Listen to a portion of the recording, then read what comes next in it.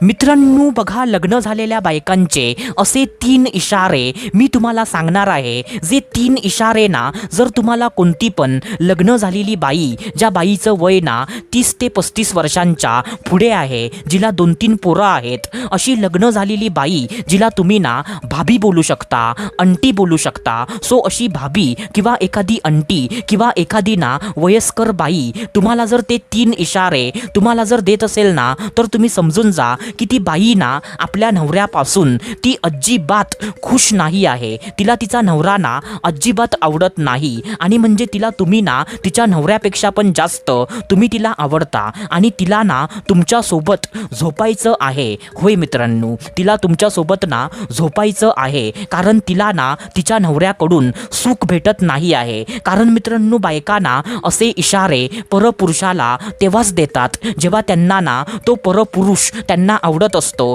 आणि जेव्हा त्यांना ना त्या परपुरुषासोबत संबंध बनवायचे असतात. नाहीतर मित्रांनो, असं ना कोणती पण लग्न झालेली बाई असं म्हणजे परपुरुषाला असे इशारे कधीच देत नाही. तर मित्रांनो, त्याच्यासाठी ना हा व्हिडिओ खरंच खूप जास्त महत्त्वाचा आहे. त्याच्यामुळे हा व्हिडिओ ना तुम्ही पूर्ण बघा, कारण मित्रांनो अशी माहिती तुम्हाला फक्त आणि फक्त आपल्याच चॅनलवरती तुम्हाला बघायला भेटते. तर तुमचं पण कर्तव्य आहे की व्हिडिओला पूर्ण बघणं आणि आम्हाला सपोर्ट करणं. तर चला सुरुवात करूया आजच्या या धमाकेदार व्हिडिओला. तर मित्रांनो बघा, सर्वात पहिल्यांदा जो पहिला इशारा आहे, तर तो पहिला इशारा असा आहे मित्रांनो की मित्रांनो, घरामध्ये ना कुणीच नसताना ती जेव्हा घरामध्ये ना एकटी असते, तर असं म्हणजे एकटं असताना तुम्हाला ना कायमचं कोणतं ना कोणतं कारण काढून, कोणता ना कोणता बहाणा बनवून तुम्हाला आपल्या घरी ना कायमचं बोलवणं. म्हणजे मित्रांनो, जेव्हा म्हणजे ती घरी ना एकटी असते, जेव्हा तिचा नवरा कामधंद्याला तो गेलेला असतो, जेव्हा तिची पोरं ना शाळेमध्ये किंवा कॉलेजमध्ये गेलेली असतात आणि म्हणजे जर तिचे ना सासू सासरे असतील, सो तिचे सासू सासरे ना एखाद्या मंदिरामध्ये किंवा एखाद्या गार्डनमध्ये असे गेलेले असतात. म्हणजे मित्रांनो, थोडक्यात ना जेव्हा ती घरामध्ये एकटी असते, तेव्हा मित्रांनो ती ना तुम्हाला कायमचं घरी बोलवणार आणि तुमच्यासोबत ना तासन तास ती गप्पा मारणार आणि गप्पा मारताना ना काही ना काहीतरी घाणेरड्या चावट गप्पा ती म्हणजे अवश्य मारणार आणि तुम्हाला ना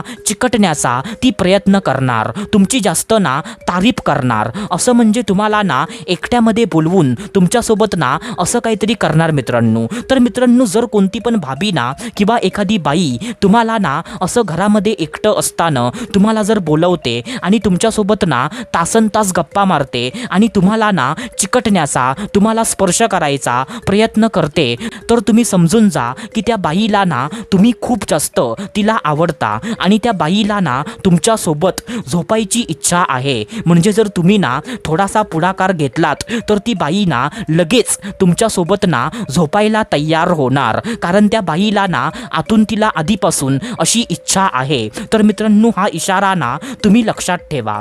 आता त्याच्यानंतर जो दुसरा इशारा आहे, तर तो दुसरा इशारा असा आहे मित्रांनो की मित्रांनो, आपल्या नवऱ्यापेक्षा तुम्हाला ना जास्त महत्त्व देणं. काय बोललो मी? आपल्या नवऱ्यापेक्षा, आपल्या हजबंडपेक्षा तुम्हाला ना जास्त महत्त्व देणं. आता बघा मित्रांनो, जर एखादी बाई ना, ज्या बाईचं लग्न झालेलं आहे आणि अशा परिस्थितीत ना जर ती तुम्हाला आपल्या नवऱ्यापेक्षा पण जास्त तुम्हाला महत्त्व देते, जसं की फॉर एक्झाम्पल तुम्ही तिला असं सहज बोललात की तुम्ही ना जीन्स पॅन्ट तुम्ही घालायला सुरुवात करा, तुम्ही रोज रोज ना साडी नेसताना सो ते साडी घालणं ना तुम्ही बंद करा, तुम्ही जीन्स पॅन्टमध्ये ना खूप जास्त सुंदर दिसाल. आणि म्हणजे जर तिच्या नवऱ्याने ना म्हणजे जर तिला असं सांगितलं असेल की तू ना कायमची साडी घालायची, तर मित्रांनो ती गोष्ट ना म्हणजे नवऱ्याने सांगितलेली ती इग्नोर करणार आणि म्हणजे ती ना तुमच्या बोलण्यामध्ये येऊन ती म्हणजे साडी सोडून ना ती जीन्स पॅन्ट घालायला ती सुरुवात करणार. आणि मित्रांनो, कधी कधी ना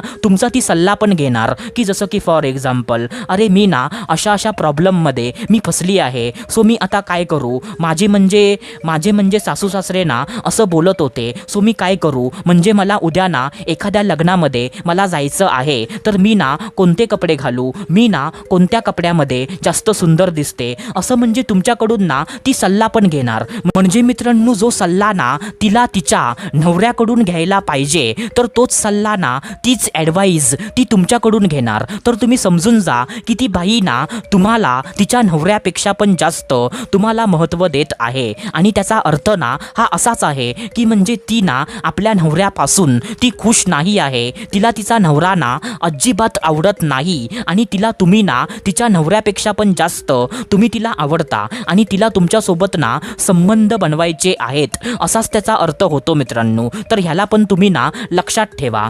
आता त्याच्यानंतर जो तिसरा इशारा आहे, तर तो तिसरा इशारा असा आहे मित्रांनो की मित्रांनो, आपला नवरा आपला हजबंड असताना तुम्हाला ना आपल्या सोबत घेऊन फिरणं. काय बोललो मी? आपला नवरा आपला हजबंड अस्तित्वात असताना तुम्हाला ना आपल्या सोबत घेऊन फिरणं. आता बघा मित्रांनो, लग्न झालेल्या बायकांना म्हणजे जेव्हा जेव्हा त्या कुठे पण जातात तेव्हा ते ना आपल्या नवऱ्यालाच घेऊन जातात. पण मित्रांनो, जर ना एखादी बाई तिचा नवरा असताना जर ती तुम्हाला ना आपल्या सोबत घेऊन फिरते, जसं की फॉर एक्झाम्पल, अरे यार आज मला ना शॉपिंग करायला जायचं होतं, तर तू आज ना माझ्यासोबत शॉपिंग करायला येतोस का? आज मला ना डॉक्टरकडे जायचं होतं, तर तू माझ्यासोबत ना डॉक्टरकडे येशील काय? आज मला ना एखाद्या मंदिरामध्ये पाया पडायला जायचं होतं, तर तू माझ्यासोबत ना त्या मंदिरामध्ये येतोस का? असं म्हणजे काही ना काहीतरी ना कारण बनवून ती तुम्हाला ना आपल्यासोबत घेऊन ती फिरण्याचा प्रयत्न करणार. म्हणजे मित्रांनो, जे काम ना तिला तिच्या नवऱ्यासोबत करायला पाहिजे तेच काम ना ती तुमच्यासोबत करायला सुरुवात करणार. आणि जर एखादी लग्न झालेली बाई ना आपल्या नवऱ्याला टाकून कायमचं ना एका परपुरुषाला सोबत घेऊन फिरते, तर त्याचा अर्थ ना 100% असाच होतो की तिला तिचा नवरा ना आवडत नाही, तिचं तिच्या नवऱ्यावर प्रेम नाही आहे आणि तिला तिच्या नवऱ्यापेक्षा ना तो परपुरुष ज्याला ती ना आपल्यासोबत घेऊन फिरते, तर तो तिला ना तिच्या नवऱ्यापेक्षा पण जास्त तो तिला आवडतो. याचा अर्थ ना हा असाच होतो मित्रांनो. तुम्ही माना नाही तर नका मानू, पण ह्याचा अर्थ ना हा असाच होतो मित्रांनो. तर मित्रांनो, आशा करतो जे मी तुम्हाला सांगितलं ते सर्व काही तुम्हाला समजलं असेल. तर आपण भेटूया दुसऱ्या व्हिडिओमध्ये. तोपर्यंत धन्यवाद. खुश रहा, हॅप्पी रहा, स्वतःची काळजी घ्या. Love you so much all of you.